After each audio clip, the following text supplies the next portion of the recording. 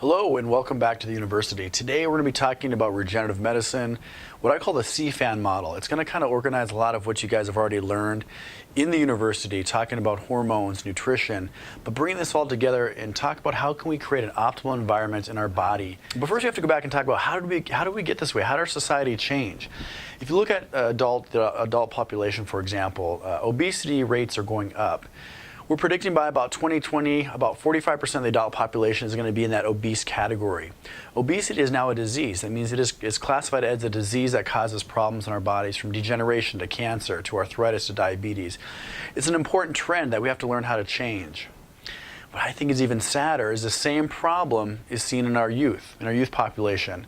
Right now, we're probably about 20 to 30% of our kids are obese. This is not just overweight, but it's obese. By 2020, almost 45% of our children will be obese as well. Why is that bad? Well, we know that extra body weight equals disease. Now, when it comes to orthopedics, pain, arthritis, joint degeneration, tendon problems, low back pain, all related to extra body weight. When it comes to the rest of our body, heart disease, stroke, hypertension, diabetes, liver and gallbladder problems, and even cancer, infertility and sleep disorders, it's all related to extra body weight as well. This is really creating a problem. It's not just a problem individually for our society or for us personally, but it's creating a healthcare crisis. If you look at in healthcare right now, obesity is on the rise, chronic disease is on the rise, the cost of healthcare is on the rise, health insurance is on the rise. So we really have to break this cycle to make people healthy. If you look, for example, at medications, the top 10 medications given in the United States. So it's about $260 billion are spent per year on prescriptive medications. Of those 10, about 7 of those are related to lifestyle diseases, hypertension, diabetes, and chronic pain. The number one prescribed medication, a chronic pain medication, opioid, hydrocodone. So again, if we can change our lifestyle, deal with chronic pain the way we should so we're not covering it up, get people healthier and fitter, healthcare costs are going to go down, less prescriptions written, which is great. The FDA recently was talking about opioids a lot in the news, and they're saying that opioid use is now, this is shocking, it's past motor vehicle accident for the number one cause of death in the United States. That's from drug overdose, from prescriptive pain medications. The FDA statement also said we need to find an alternative way to treat chronic pain. So this model I'm going to show you is going to really encompass all of that. If you look at the standard kind of pain model, it's, oh, my joint hurts, what should I do? Well, here's some anti-inflammatories, here's a cortisone shot, and nothing else is working, let's replace your joint. Well, let's look at the science behind that. If you look at even, for example, an NSAID like Motrin, a recent study just came out showing that taking Motrin, if you take Motrin for knee arthritis, you have a 2 times risk of having a total joint replacement. So the Motrin, when they studied why, is because the Motrin was killing cartilage cells. Same thing with the intra-articular injection of steroid. Steroid, when put inside the joint, causes chondrotoxicity, or it kills cartilage cells. So it's real important not to have cortisone in the joint, but also to try to avoid anti-inflammatories because of the negative side effects shown in recent studies as early or as late as 2015. Now, what about surgery? Surgery is needed for some indications. We need it for catastrophic fractures, for problems, for if things need to be taken off something. But there's a lot of surgeries that are being done that, one, don't have good outcomes, don't have studies to support doing them, and also there's a huge cost to doing surgery. So we have to start looking at other means to treat people with chronic pain and avoid the knife as well and the complications. So really, this is creating a healthcare crisis. Everything's on the rise. What's exciting about this is 90% of chronic diseases can be treated and prevented if we do the right things and treat the root causes and the lifestyle problems that are associated with that. So when it comes to treating chronic pain or making our bodies healthy, we have 2 buckets that we can go into. You can go into what can I do to regenerate my body or make my body healthy, or you can put your time into the buckets that degenerate. We've talked about things that don't help in the unhealthy buckets, so extra body weight, eating unhealthy, cortisone shots, pain medications, anti-inflammatories. Certain surgeries don't help. Things we can do to help in the helpful bucket. We can sleep better. We can make healthy choices. We can practice fitness and exercises, movement. We can, deal with our imbalances of our hormones, eat the right supplements. So there's things we can do, including different types of injections that can regenerate joints and cartilage as opposed to degenerating injections like cortisone shots.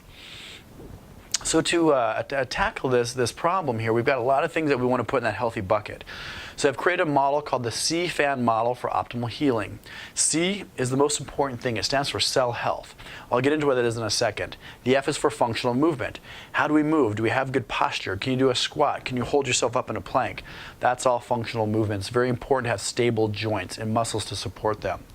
The A in the C.F.A.N. model is the articulation, or it's the joint. It's where the two things come together.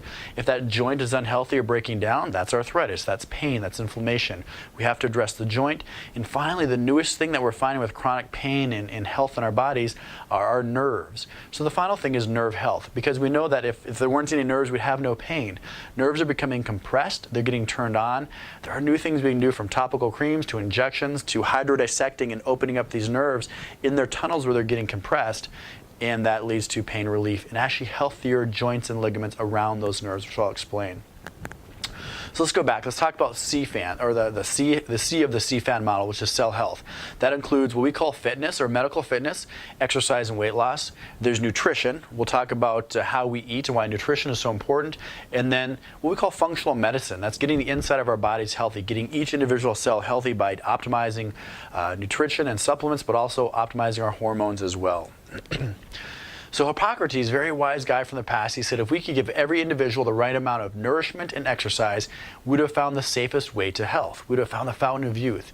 He also said that walking is man's best medicine. This is, eons ago, but very wise. And we have to go back to practice some of that simple stuff. Again, how did we get here? How did we become the society that doesn't exercise and we're not moving and we're eating unhealthy? Well, unfortunately, technology, which has allowed us to do amazing things with computers and iPhones and all these things, everything is so accessible, but it's also made everything too simple. We're not moving anymore. Kids aren't outside adventuring and playing. They're on their pads and they're playing games and they aren't moving, so they aren't burning the calories. So we do need more exercise. If you look at the benefit for exercise, almost every chronic disease, from body fat to muscle strains and pains to heart to memory to brain to everything, is related to, do we exercise? So there's a lot of studies showing that exercise can help a lot of chronic diseases. A recent study in 2016 concluded that weight loss over 48 months slowed the progression of knee arthritis and improved the symptoms of people with knee arthritis. So simple weight loss helps with pain and arthritis.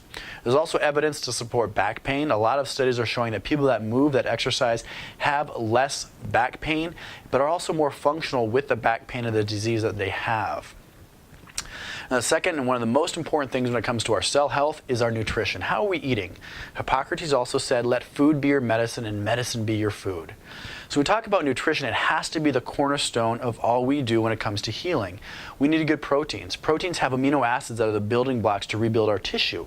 We need good fats like from olive oil and from coconut oil, avocados.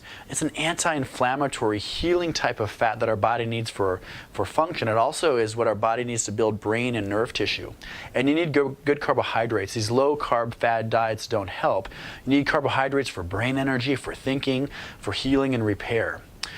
So it's very important to also know that how we eat can change our genetic expression. So there's something called epigenetics, which means that we can have an influence over the genes that are expressed in our body.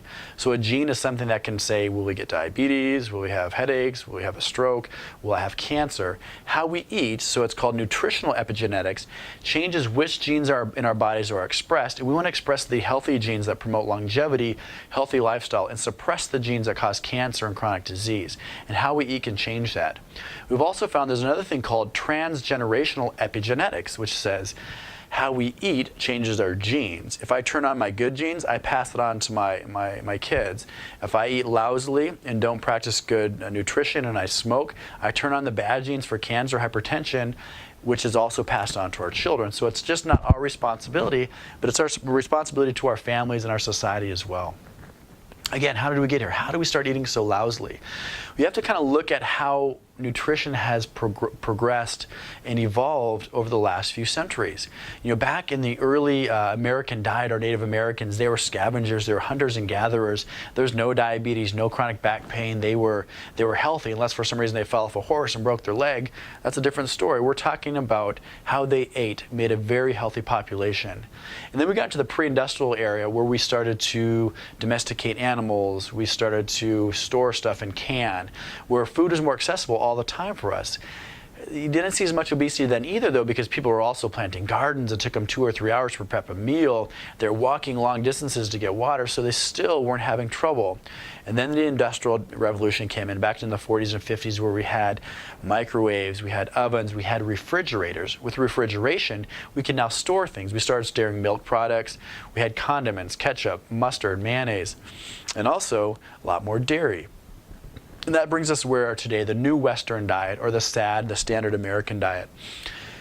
The standard American diet, unfortunately, has a ton of sugar. We're consuming over 160 pounds of sugar. That's the average American, 160 pounds of sugar in a year. The sizes of our soft drinks are huge. Everything is supersized. We're getting a lot of refined, junky carbohydrates and flours and pastas and refined things, and also a lot more vegetable oils. The combination of these three kind of lousy ingredients had led to a culture now that is obese and sluggish, low energy, and just kind of apathetic. One thing you should know about nutrition is you need to know a little bit about the glycemic index of foods. The glycemic index basically says when I eat a food, a carbohydrate, it's the carbohydrate part of the food, how fast does that sugar get absorbed into my body, get into my bloodstream? You want to eat sugars that are slowly digested, like an apple or a berry, stuff with a lot of fiber, a complex carbohydrate. It gets absorbed very, very slowly. The nice thing about slowly absorbed foods is they don't boost up your insulin, because when the insulin spikes, insulin is a storage hormone. It actually takes the carbohydrates and stores it as fat. So we want to make sure we're eating low glycemic index foods and eating a lot of fiber with our diet as well. It'll decrease the absorption of those sugars. When we eat healthy, food can also be almost like an anti-inflammatory. We preach a nutrition plan. It's not a diet, it's a way of life. This is a lifestyle that actually is very anti-inflammatory. It's anabolic, or gets you into the healing mode. It's made to detoxify your body, to kind of retrain your palate to taste food again. It helps to jumpstart your hormones and your metabolism. And you want to have a nutrition plan that maximizes your fat loss but increases your lean muscle gain. So with this nutrition program, we've broken it into basically 3 phases, and there's another lecture that's dedicated to this as well. So I'll just touch base on it. Phase 1 is basically very clean eating. You take out dairy, you take out processed foods, you take out sugar, eating a lot of clean foods like fruits and vegetables on the low glycemic index scale, healthy proteins, healthy nuts, healthy oils. You do that for about 2 weeks, and then you get to phase 2. Phase 2 is a little more fun because you can bring back in maybe a little bit of more complex carbohydrates, a little bit of wheat or bread, but we try to keep away the grains as much as possible, especially if you're trying to lose the weight, because grains, and especially gluten, are very inflammatory and make it hard to lose weight. And then finally, we get you to phase 3. Phase 3 is more of a maintenance phase. When your pain's under control or you're at that ideal body weight, you can bring back a few more things, but monitoring your weight to make sure you're not gaining the weight that you don't want to gain. Now, the third part of the C.F.A.N. model is optimizing the hormones. To have healthy cells, which creates a healthy environment for healing, hormones have to be optimized. I like to look at hormones almost as a symphony. That means you have a bunch of different things that are playing and functioning together to create something that's very beautiful. Unfortunately, if the flutes are out of tune, the whole orchestra and symphony sounds lousy. So we want to make sure each one of our hormone areas are optimized and balanced. It's like a table with 3 legs. If one of the legs is kind of short, the table is going to be unstable. So when we talk about the hormones, we're talking about thyroid function, thyroid hormones, the sex hormones like testosterone, progesterone, estrogen, and DHEA. We're talking about growth hormone, adrenal hormones, the micronutrients. All those things have to be balanced to get optimal function. Touch base real slowly on the thyroid. The thyroid is a hormone made in a thyroid gland here in the neck. Its main function is metabolism, and it affects almost every cell in our body. Symptoms of low thyroid would include things like chronic aches and pains, muscle cramps, weakness. You can get shoulder tendinosis or adhesive capsulitis. Nerve entrapment syndromes like carpal tunnel is a sign of a low thyroid. You can feel tired, you can feel sluggish. You might have high cholesterol, very dry skin, memory problems, trouble focusing. All those things are going to be signs of, oh, my thyroid might be low. So if you have those symptoms, it's good to get it checked out and get it optimized if it's low. The other thing that we talk a little bit about when we're treating chronic pain patients or patients that are feeling fatigued and apathetic is what's happening with your adrenal glands. The adrenal glands are two little glands that sit on top of the kidneys. Their job is to make cortisol. Cortisol is an anti-inflammatory hormone that helps with healing. It modulates inflammation, gives us energy to attack the day, and really is important when we're dealing with chronic pain and inflammation in our bodies. The normal kind of adrenal function means in the morning I should wake up, I should have high cortisol levels, give me the energy to attack the day. As the day goes on, your cortisol slowly goes down, so you're tired and you sleep well at night. That's a normal kind of cortisol cycle. People that have had chronic pain or fatigue, they tend to have burnt out the adrenal glands, and sometimes they have a very low level of cortisol throughout the day that leads them to feel achy because they don't have any anti-inflammatory, but also very sluggish and fatigued. The next hormones we'll touch base on is the estrogens, progesterones, testosterone, and DHEA. I've got another talk that you'll hear about more on the hormones, but those are important to help with healing, to help with sleep, to help with longevity. And those hormones need to be balanced as well. Too much isn't good, but also too low is not good as well. So again, to overview with medical fitness and that cell health, these are very important to patients as well because it's going to help with their obesity, their heart health, preventing diabetes, it helps with osteoporosis, helps with brain function, cancer, arthritis, chronic low back pain. These are all benefits that people will see when they bring in medical fitness and exercise, as well as chronic or healthy nutrition into their lifestyle. So that's the C. Moving on to the F. F in the C.F.A.N. model is for functional movement. Can you do a basic squat? Can you hold your body weight up on your elbows? Can you do a lunge with good form? All those things are very important because if you can't, it tells me that there are some vulnerabilities there that may lead to more breakdown of the bone or the joints. So a lot of times when people come in to see us, whether it's for the fitness side, for the orthopedic side, for the medical side, we do a functional assessment and we see how they move.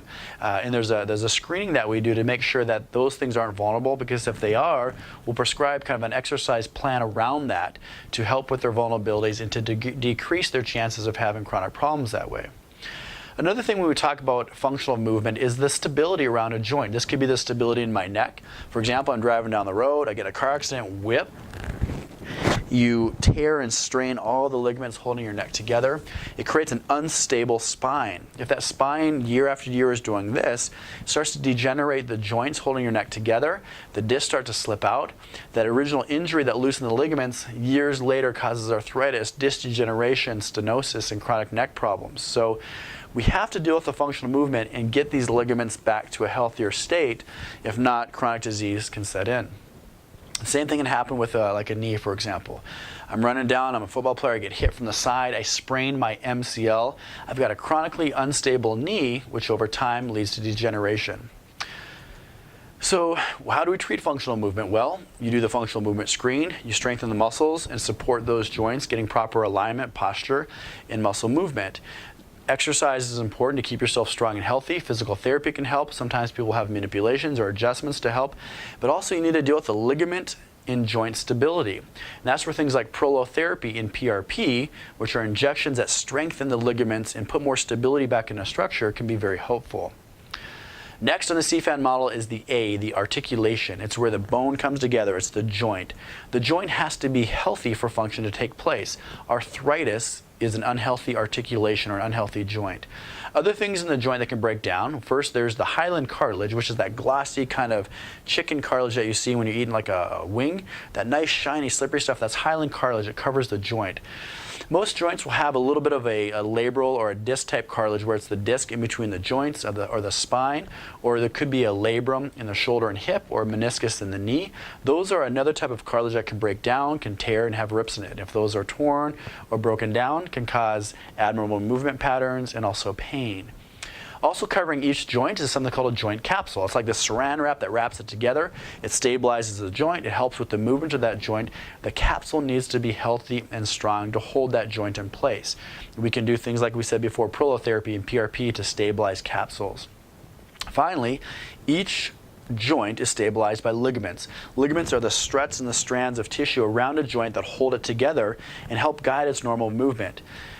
ACLs, PCLs, MCLs, LCLs, the sinus tarsi ligaments in our foot, the ligamentum teres in the hip, all these different ligaments stabilize. If they get stretched out or are torn, leads to degeneration of the joint or the articulation.